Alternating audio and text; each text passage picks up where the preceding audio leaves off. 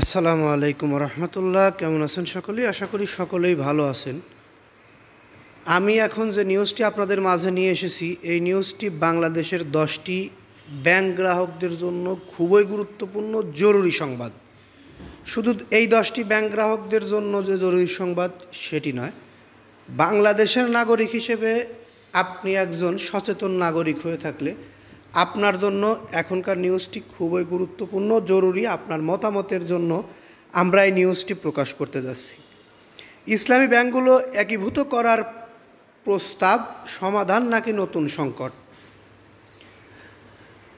দেশের ইসলামী ব্যাংকিং খাত সম্প্রসারণের মাঝে সম্প্রতি কেন্দ্রীয় ব্যাংকের গভর্নর ডক্টর আহসান এইচ মনসুরের এক মন্তব্য নতুন আলোচনা সৃষ্টি করেছে।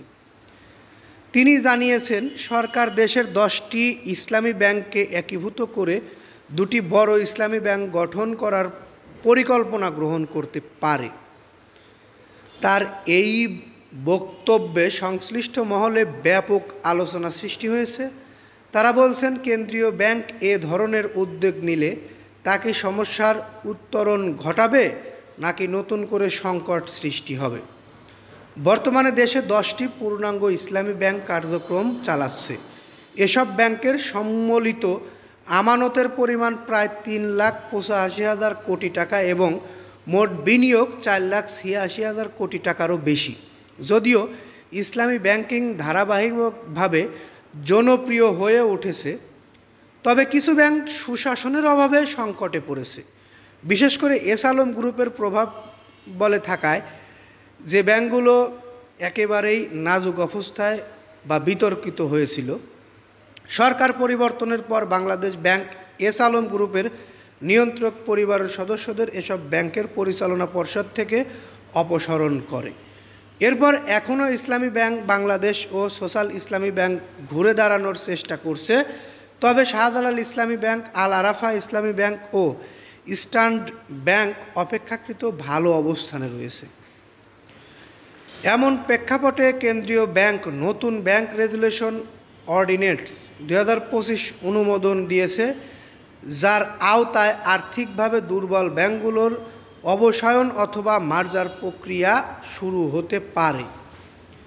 তবে অনেক বিশেষজ্ঞদের মতে সব ব্যাংক একত্রিত করে দুটি বড় ইসলামী ব্যাংক গঠন করা বাস্তবসম্মত হতে পারে না।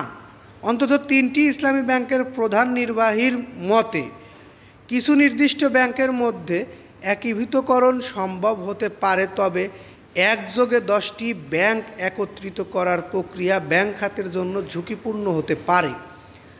বাংলাদেশ ব্যাংকের সাবেক প্রধান অর্থনীতিবিদ ডক্টর মোস্তফাকে মুজিরি বাংলা ট্রিবিউনকে বলেন, ব্যাংকের সংখ্যা কমানোর চেয়ে সুশাসন ফিরিয়ে আনা এবং আর্থিক অবস্থার উন্নয়ন করা বেশি জরুরি। শুধু একীভূত করলেই কাঙ্ক্ষিত সুফল আসবে না।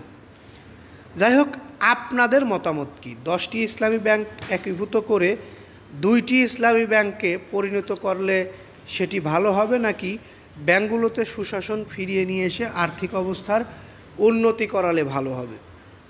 এই মন্তব্যটি কিন্তু আপনি দিতে পারেন।